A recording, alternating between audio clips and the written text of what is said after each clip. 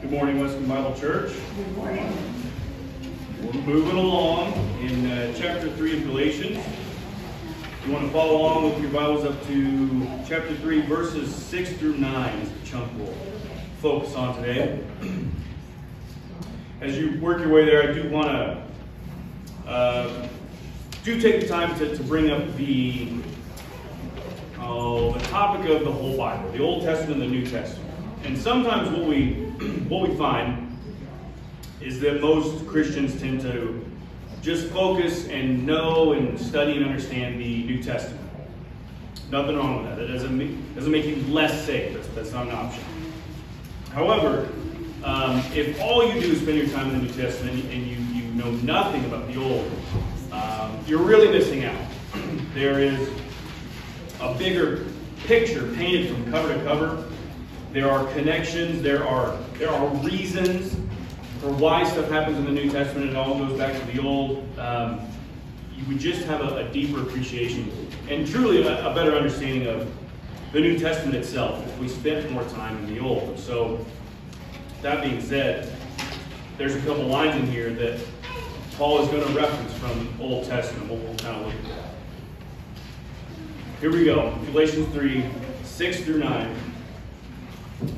Just as Abraham believed God, and it was counted to him as righteousness. So know that those who are of faith, those are sons of Abraham. And the Scripture, foreseeing that God would justify the Gentiles by faith, proclaimed the gospel beforehand to Abraham, saying, all the nations will be blessed in you. So then, those who are of faith are blessed with Abraham, the believer. Father God, we thank you again for giving us this day, this Sunday morning, where God, we can gather with our brothers and sisters and share our one true faith in our Lord and Savior, Jesus Christ. Father God, we thank you for that so much. We thank you for your perfect written word, Lord God, and as we dive into this passage today, we ask for your guidance in this. May your hand be in this message. Father, please reveal us to the truth, the wisdom, the application of what is being recorded here. We ask for your hand in all of this. Father, these things we pray in Jesus' name. Amen. Okay, so we have arrived to the history lesson I've been kind of warning us about for the past couple of weeks, I believe. And so after hearing today's message, my hope is that we'll have a deeper understanding as far as a timeline for mankind, for anyone's justification. Because all of this time, Paul has been making it crystal clear to the reader that nobody, right, not one single person will ever be justified by the works of the law. And he's been consistent in that, in this biblical logic, this entire time. And so maybe all of us sitting here, maybe we haven't struggled with anything that he's mentioned up to this point. However, he is going to add another layer to this justification process. So Paul's history lesson, really, brothers and sisters, can be summed up in, I believe, just a question.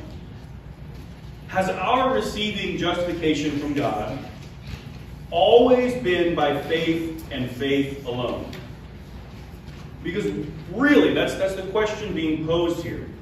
We know today, as Christ-believing Christians, that we are justified by placing our faith in Jesus Christ. We know that, we understand that, we accept that. And usually that's pretty easy to accept.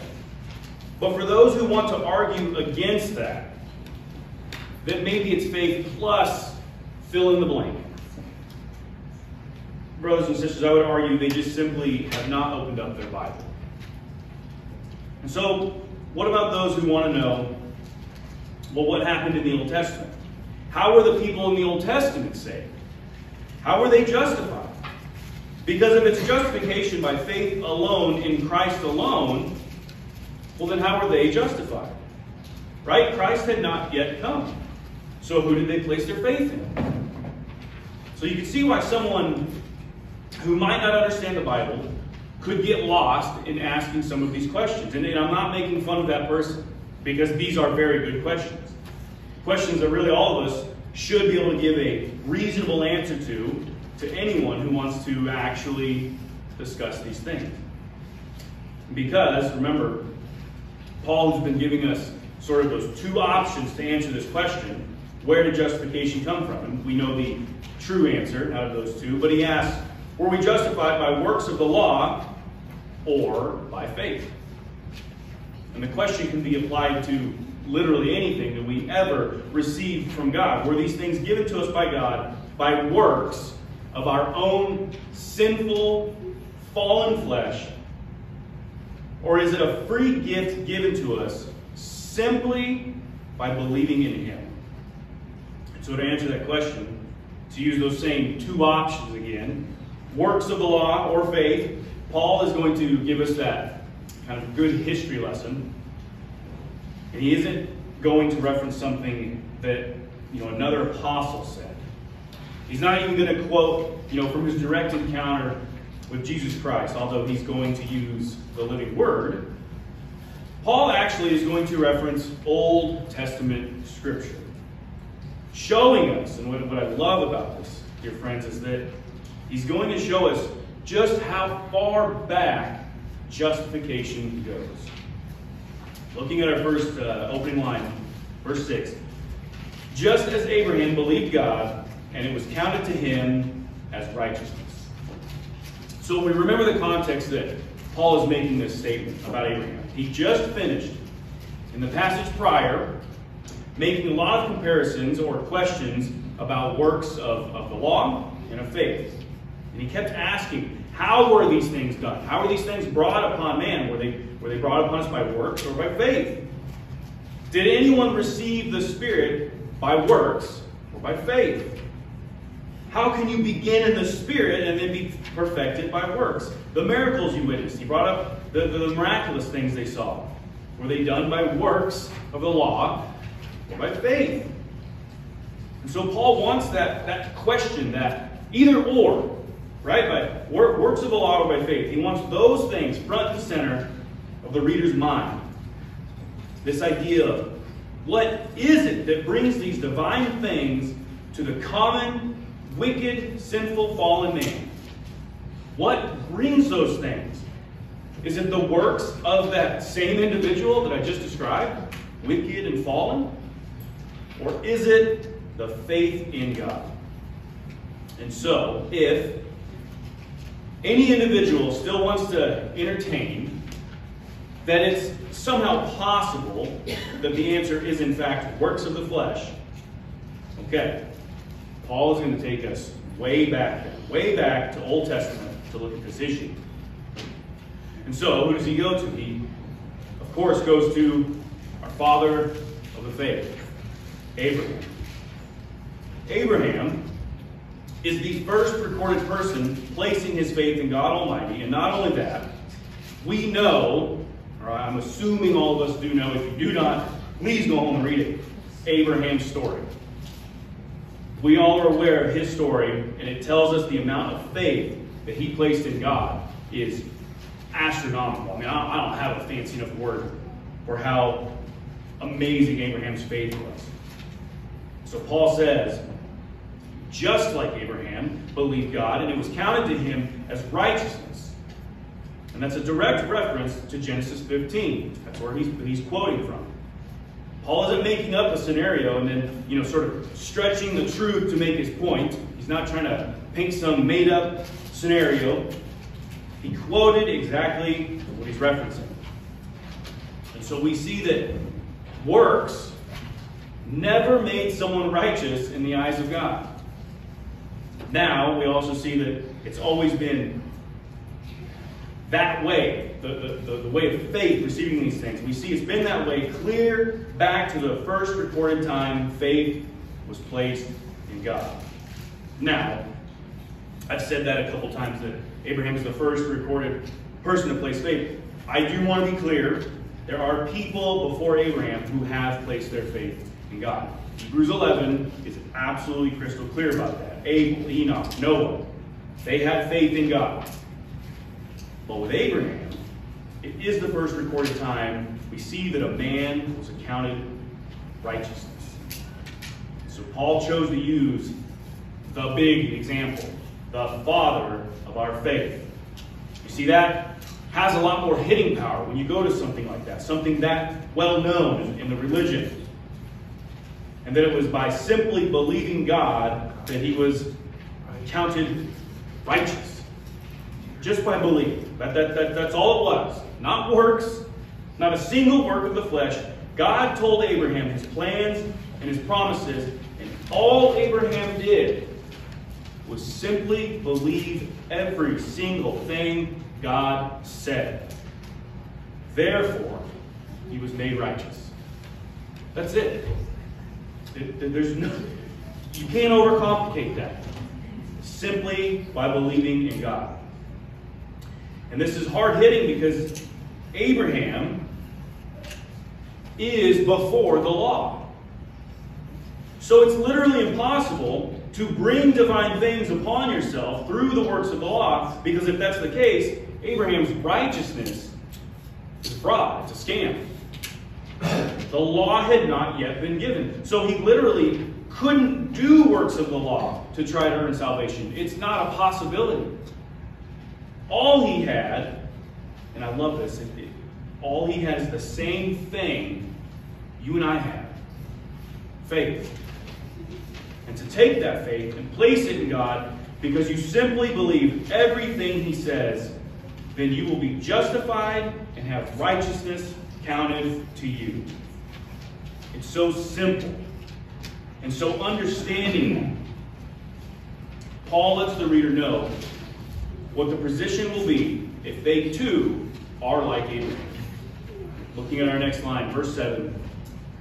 So know that those who are of the faith, those are sons of Abraham. So let's just pause for a moment and let that sink in.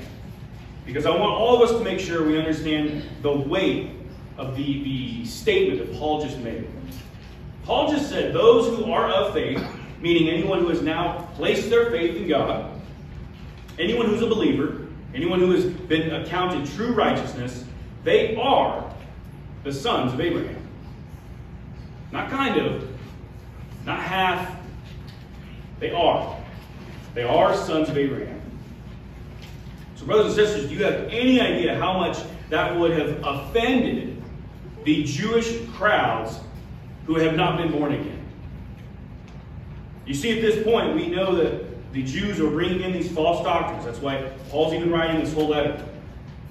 They're claiming stuff like, you still have to keep the law, even though you follow Christ. And they also, at this point, still believe they are the only ones who are the sons of Abraham. They would have thought very, very highly of themselves. They thought they are God's chosen people, therefore, they're exempt from having to place their faith in Jesus Christ. Why? Well, excuse me, Paul already made this crystal clear in the passages about his confrontation with Peter. He's already addressed this. Paul says to Peter that even they, Paul and Peter, had to believe in Jesus Christ. Even they had to do that. Two Jews placed their faith in Christ.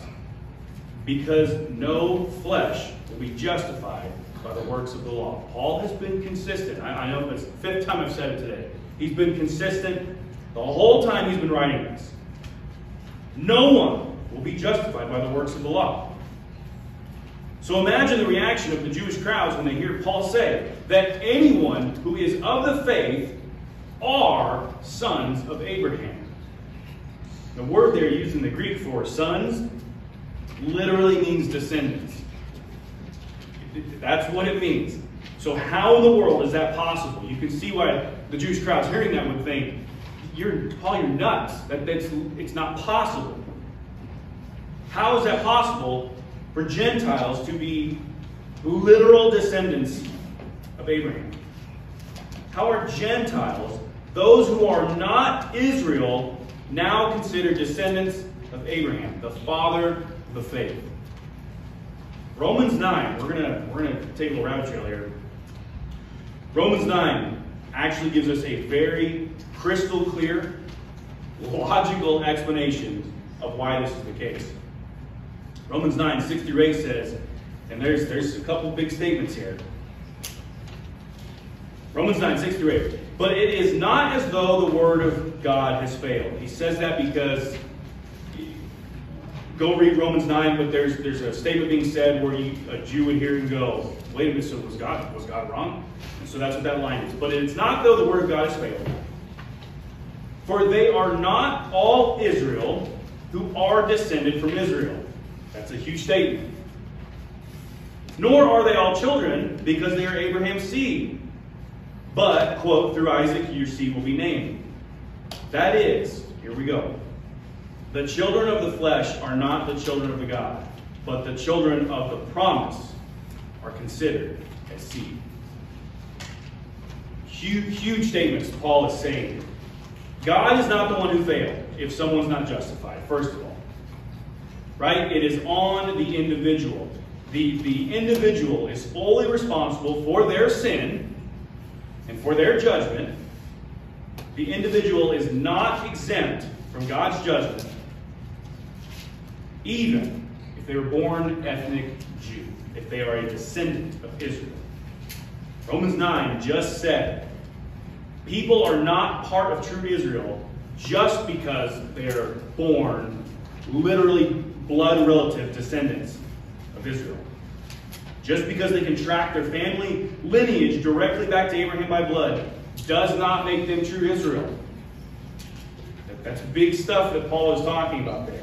They are not all children of Abraham just because they are literally related to him down the family line.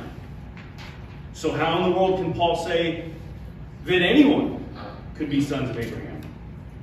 Romans 9 clears that up.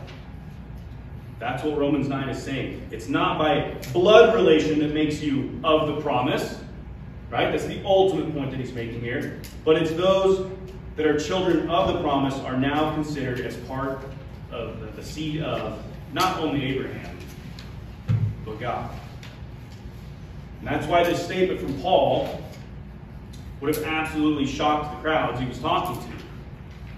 Because they would have had the mindset that it is by Jewish ethnicity. That the only way to be seed of Abraham is to be a true blood, family lineage descendant of Abraham. And yet here, Paul is saying, that's not the case.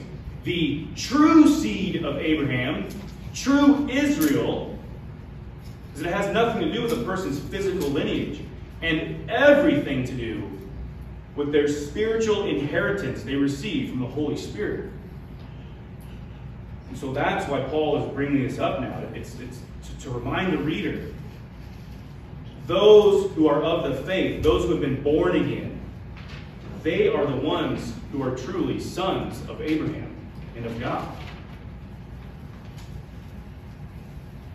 And like I said, this, if I'm being honest, it shocks the crowds, but it shouldn't. That's the funny part.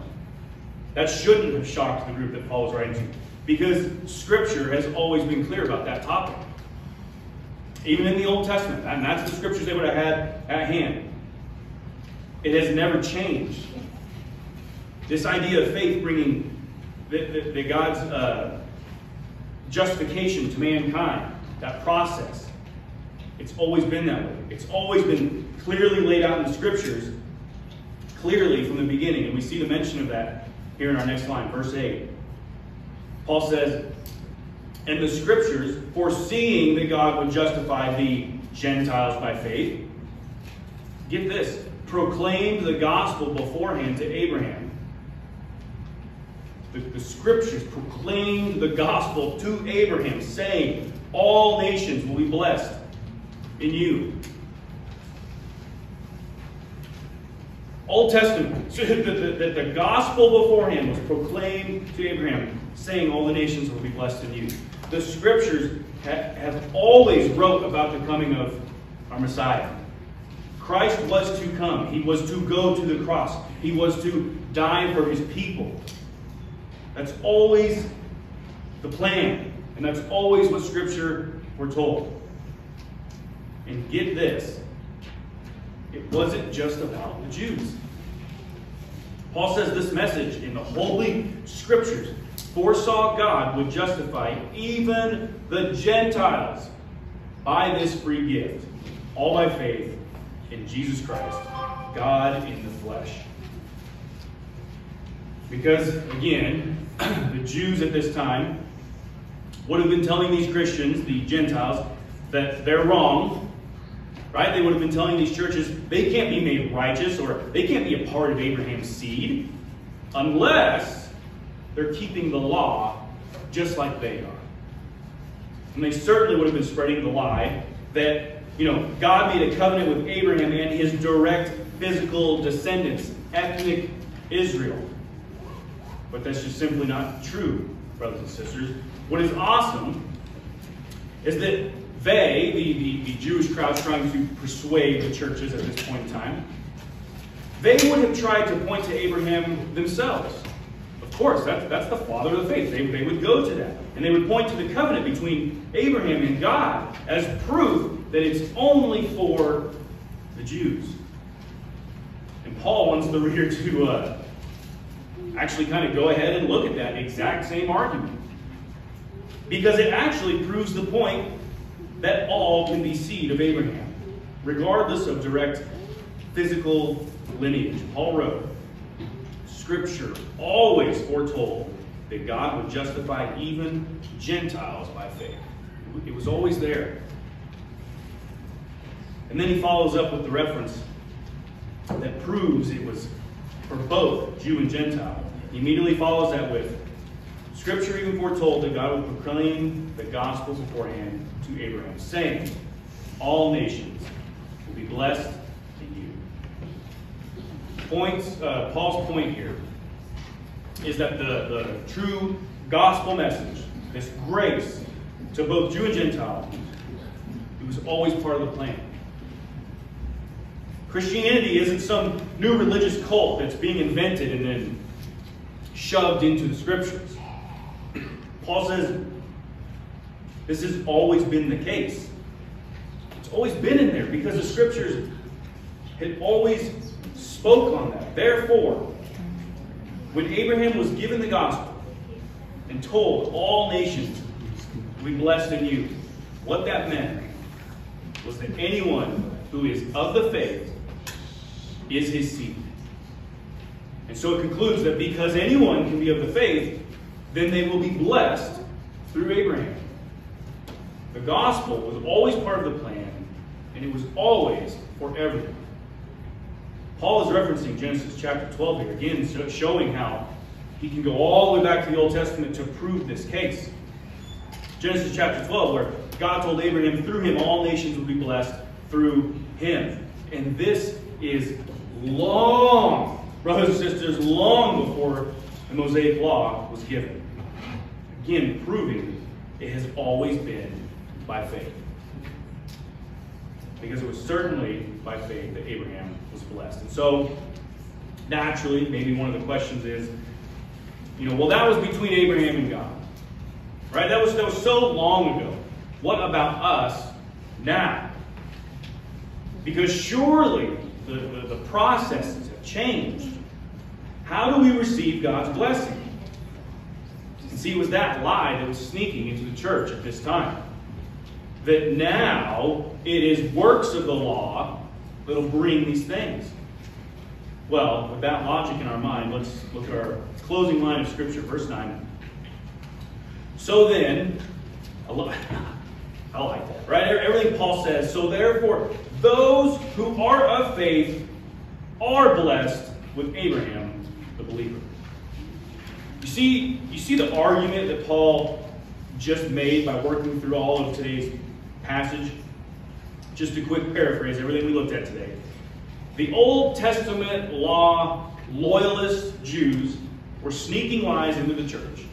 Okay, they were convincing believers they still need to do works of the law. Who knows which ones they were telling them? But some works of the law. Whether to be saved or to just keep salvation. So Paul used the highest standard the Jews would understand. He immediately goes to Abraham, father of the faith. And since no Jew would argue against that, They shouldn't. It'd be foolish. Since no Jew would argue against what Old Testament Scripture says about Abraham receiving God's righteousness, Paul immediately kind of just beats him to it and goes to that scenario. He quotes the Scripture saying, Abraham received righteousness the moment he believed God. Then, Paul made what would be a shocking statement to those Jews listening there, saying all who are of the same faith that Abraham had, right, are therefore sons of Abraham, no matter if you are Jew or Gentile. And he defends that point by saying the Scriptures have always said that. They've always foretold God would justify anybody, Jew or Gentile, and that the Scriptures proclaimed the gospel to Abraham long before the law even came around. And so to end this argument, because the question everyone should probably think at that point is, well, but how does someone receive God's righteousness and faith? If Abraham received it by faith, then how do we do it? Because between Abraham and now, the law was given. So does that mess stuff up? Paul says, then those who are of the faith are blessed with Abraham, the believer. Simply put, dear friends, if you have faith in God, just like Abraham did, right? Outside of law. He was not given the law yet. So just like that, if you have your faith in God, just like Abraham did, then you will receive the blessings and promises, just like Abraham did. That was Paul's whole point. And this was his tactic for addressing all the lies and distortions that are starting to slip up the churches of Galatia by the Jews who were pushing the whole law, parts of the law, just pushing the law. Or they may have even been pushing ethnicity, right? Arguing that no matter what the Gentile does or believes, that maybe ultimately they won't really be a part of God's chosen people because it really wasn't for them. It's just not true, brothers and sisters. Not even the slightest. Ethnicity is never what being true Israel is about. It's about being of a people who have placed their faith in God. And so remember, Romans 9 is very clear about who is true Israel. Those who are descended from Israel are not just automatically part of it. That's what Romans 9 is saying. But rather, those who are children of the promises of God are considered as seed or children of Abraham, meaning Israel. Brothers and sisters, let's close with this. What good does that do us today? Right? That's a nice little history lesson. Good to look at Old Testament stuff. What good does that do us today? Why is this important that we know that in the here and the now? We get why Paul is writing to the churches, because they were going through. But why do we care about this now? I'll put it this way. Because if we have the same faith that Abraham did, then we do receive the promises of God. Done deal. And what that means is that nothing has changed over thousands of years. It has always been by faith. It didn't start out by faith and now it has works on the back end. No. All we have to do, like Abraham, is place our faith in God just like the beginning of time. That was always the plan. And because it has always been by faith, brothers and sisters, that means we can rest in Jesus Christ. And we don't have to ever convince ourselves, believe some lies outside of Scripture that tries to say, that's all, it means well, good for you, I'm glad you found Jesus, but there's something on your end you need to clean up or perfect or finish or grow on, and then maybe you'll be saved. No, that's not what Paul was saying at all. He says, like Abraham, when we believe, we are counted righteousness.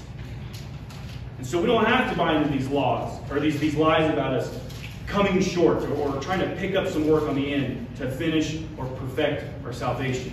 It is done. It is secure. And sometimes what we struggle with is that we are Gentiles.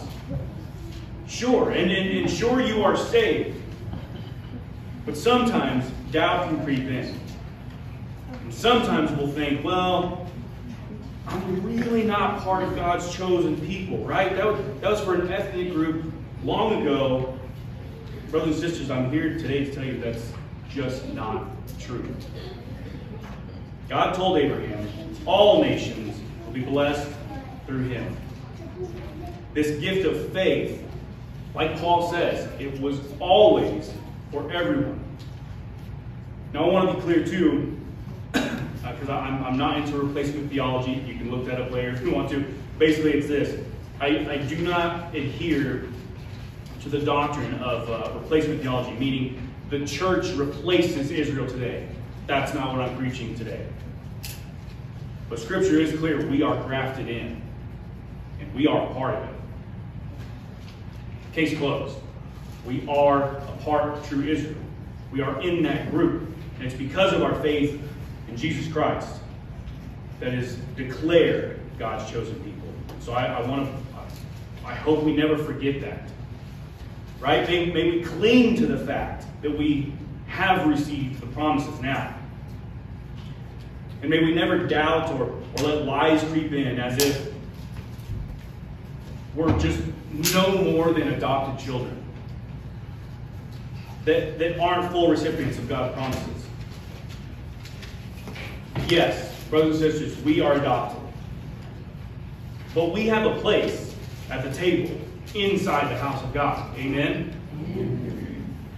And we can know that because of our faith we have put in him. That accounted righteousness to us, just like it did with Abraham long ago. Brothers and sisters, it was never about works. It won't ever be about works. It has always been, even from the beginning, about faith in our Lord and Savior, Jesus Christ. Let's pray.